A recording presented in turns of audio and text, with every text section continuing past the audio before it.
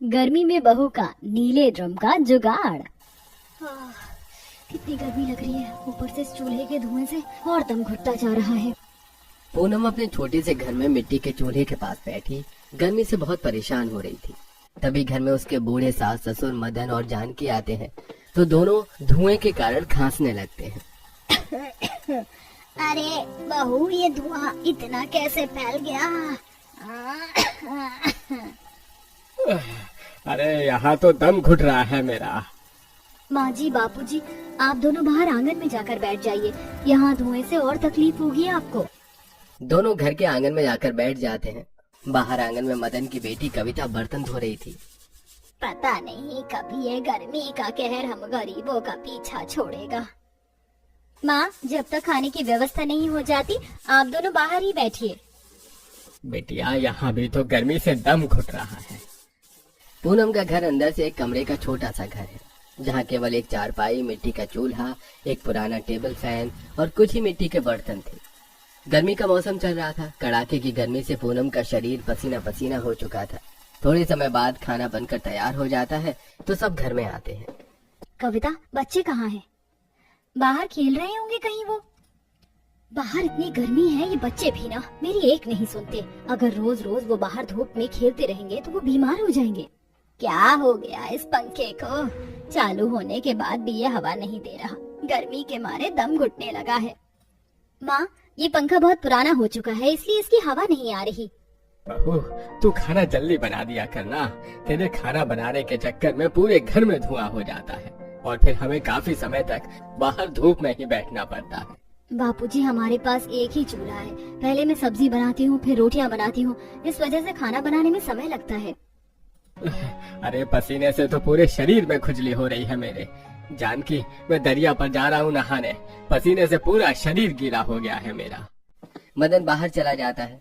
पूनम के इस घर में बाथरूम नहीं था, इसलिए सब पास के दरिया पर जाकर नहाते थे।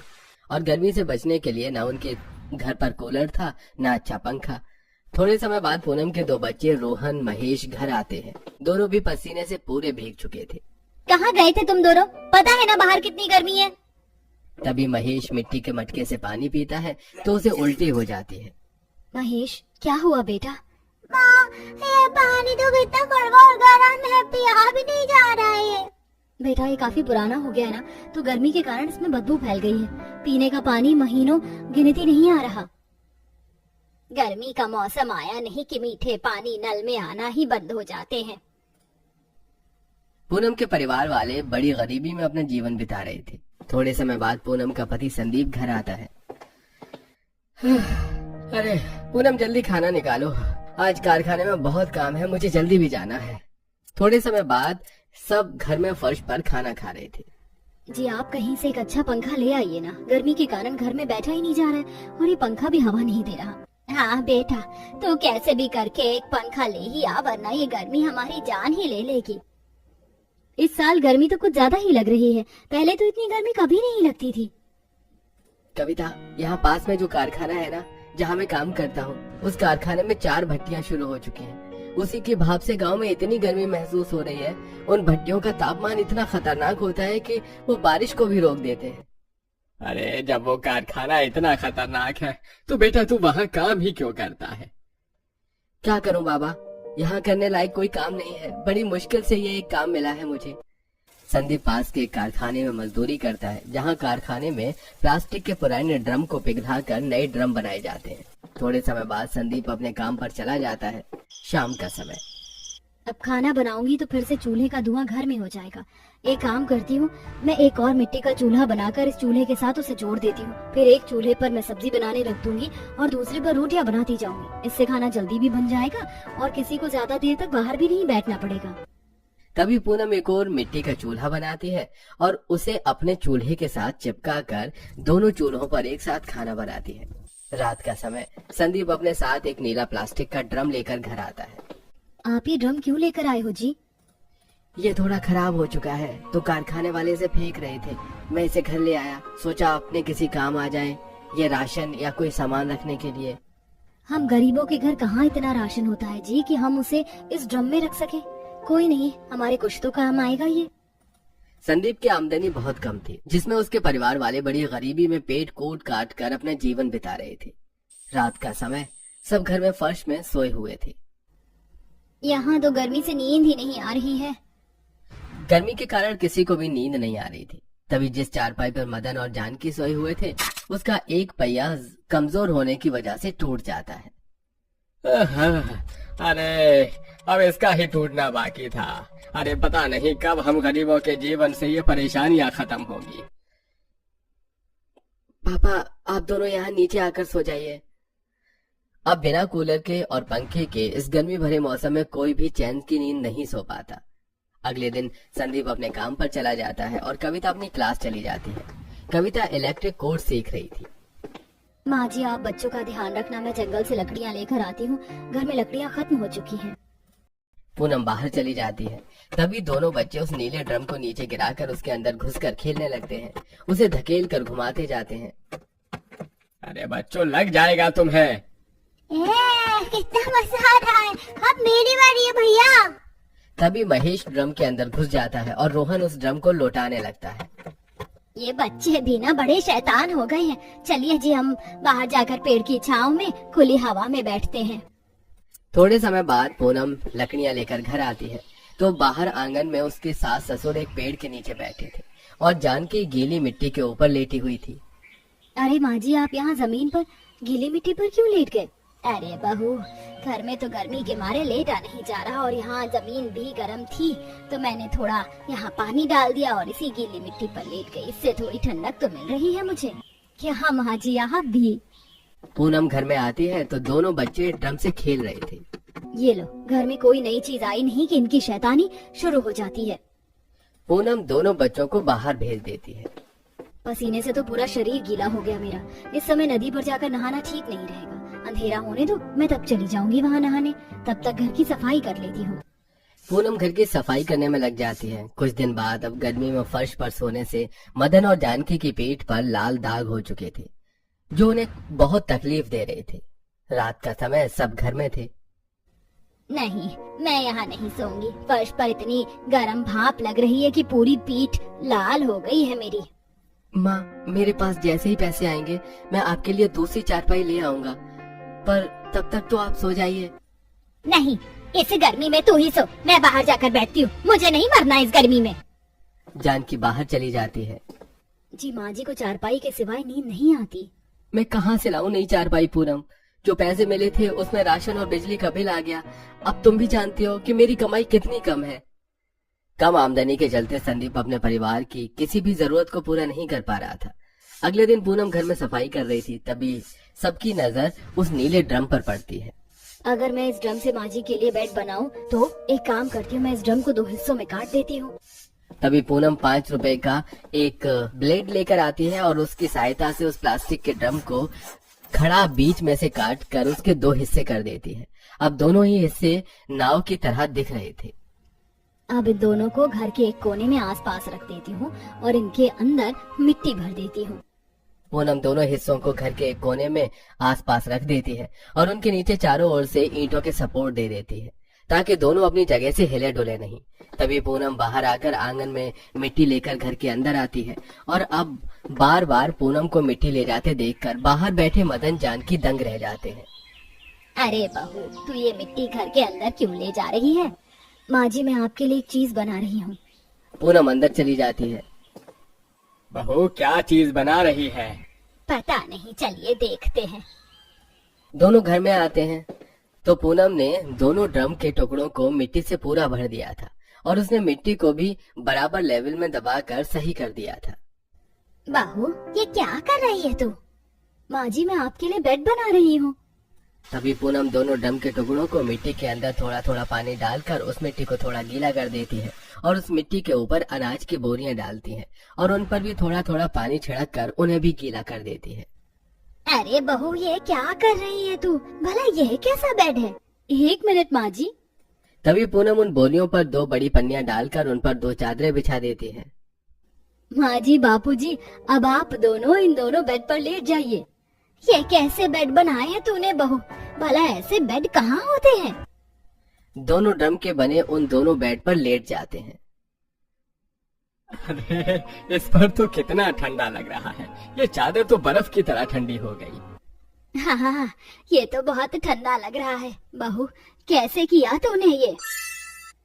माँ जी, ये है ठंडक देने वाला नया जुगाड़ू बेड है। मैंने ड्रम के दोनों टुकड़ों के अंदर मिट्टी इसीलिए भरी क्योंकि हम जब भी मिट्टी के अंदर पानी डालेंगे तो मिट्टी ठंडी रहेगी और अनाज की गीली बोरियां मिट्टी के अंदर की निकलने वाली गर्म भाप को ठंडक में बदल देंगी और ऊपर की पन्नी चादर को गीला होने से बचाएगी। वाह वाह बहू वाह, क्या दिमाग पाया है तूने। अरे तूने तो सोने के लिए बेड भी बना दिया और गर्मी से बचने की राहत भी बना दी। दोनों पूनम की बहुत तारीफ करते हैं। शाम का समय था। जब सब घर आते हैं तो वो सब पूनम की इस कारीगरी से बहुत खुश होते हैं। रात का समय, सब घर में सोए हुए थे और मदन जानकी अपने उस ड्रम के बेड पर लेटे थे। इतने दिनों बाद आज मैं चैन की नींद सो पाऊंगा। दादी जी और दादाजी मजे से इस ठंडे बेड पर सो रहे हैं और हम ऐसे गर्मी में। बेटा, माँ जी बापूजी बुजुर्ग हैं, उन्हें गर्मी से तकलीफ हो रही है ना, इसलिए इस बेड पर वो सो रहे हैं। बहू, यहाँ बहुत सी जगह है, आ जाओ बच्चों, तुम दोनों भी हमारे पास आकर सो जाओ। दोनों बच्चे मदन जानकी के पास उस ड्रम वाले बेड पर सो जाते हैं। अब मिट्टी की ठंडक से चारों मजे की नींद सो पाते हैं। अब इसी तरह दिन प्रतिदिन बीतने लगे, पर गर्मी के कारण घर में सबका बुरा हाल हो रहा था।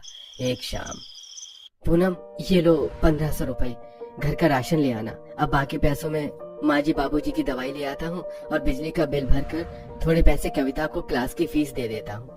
राशन तो है नहीं, मैं अभी ही जाकर राशन ले आती हूँ। पूनम मार्केट से एक दुकान पर आकर राशन लेने लगती है। काश कि हमारे पास कुछ पैसे होते तो हम भी एक कूलर ले आते थे जो मेरे परिवार को गर्मी से तो बचाता था। तभी पूनम की नजर सामने एक कबाड़ की दुकान पर पड़ती है जहाँ कूलर की एक मोटर, पंखा और एक पानी की मोटर पड़ी हुई थी। ये देखकर पूनम उस कबाड़ वाले के पास जाती है। भाई साहब, ये मोटर चालू है क्या? पता नहीं बहन जी, ये तो कबाड़ है, इसे तो हम जलाकर पिघला देते हैं। अगर ये मोटर चालू हुई तो मैं इससे कूलर बना सकती हूँ। भाई साहब, क्या आप ये मोटर, पंखा और पानी की मोटर मुझे दे सकते हो? ठीक है, 300 रुपए दे दो और ले जाओ। पूनम कबाड़ वाले से वो सारा सामान और राशन लेकर घर आ जाती है। पूनम, तुम ये कबाड़ क्यों लेकर आई हो? आपको पता है, मेरे मायके में हमारा एक पड़ोसी है जो नए कूलर बनाता है। मैं हमेशा उसे कूलर बनाते देखती थी। अब उसका देखा देखी मुझे भी पता है कि कूलर कैसे बनाते हैं, तो मैं सोच रही हूँ कि हम भी ड्रम का एक कूलर बनाते हैं। भाभी, ड्रम से कैसे कूलर बन पाएगा? बनेगा कविता। संदीप जी, आप ना बस मुझे एक ड्रम लाकर दे दीजिए। पूनम, कारखाने का मालिक अब पैसों में देगा मुझे ड्रम। खराब ड्रम इस बार बार नहीं आते। जी, आप कैसे भी करके ले आइए ना एक ड्रम। मैं चाहती हूँ कि हमें भी गर्मी से बचने के लिए कूलर मिल जाए। ठीक है, मैं कल ले आऊंगा। अगले दिन दोपहर में संदीप एक ड्रम लाकर पूनम को देता है तो पूनम उस ड्रम को सामने गोल आकार का छेद करती है और आजू बाजू 2 बड़े चौकोन छेद करती है। और जैसे उसने उस आदमी को कूलर बनाते हुए देखा था, वो वैसे ही उस ड्रम के अंदर मोटर और पंखे को फिट कर देती है। कविता, तुम्हें तो इलेक्ट्रिक काम आता है ना, तुम इसकी वायरिंग कर दोगी? ठीक है भाभी। कूलर का ढांचा बनकर तैयार था। तभी कविता उसमें वायरिंग करती है और उस मोटर को ऑन करके देखती है तो मोटर चालू हो जाती है। अरे वाह, ये मोटर तो चालू है।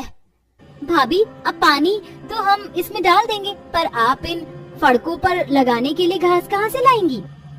अरे हाँ, घास लाने के लिए तो हमारे पास पैसे ही नहीं है। संदीप को कारखाने से पैसे भी अब अगले महीने ही मिलेंगे। एक काम करते हैं, जंगल में तो बहुत सी सूखी घास होगी, हम तब तक वही घास ले आते हैं। तभी पूनम जंगल से थोड़ी सूखी घास लाती है और दोनों सड़कों पर घास और अनाज की बोरियां लगा देती है।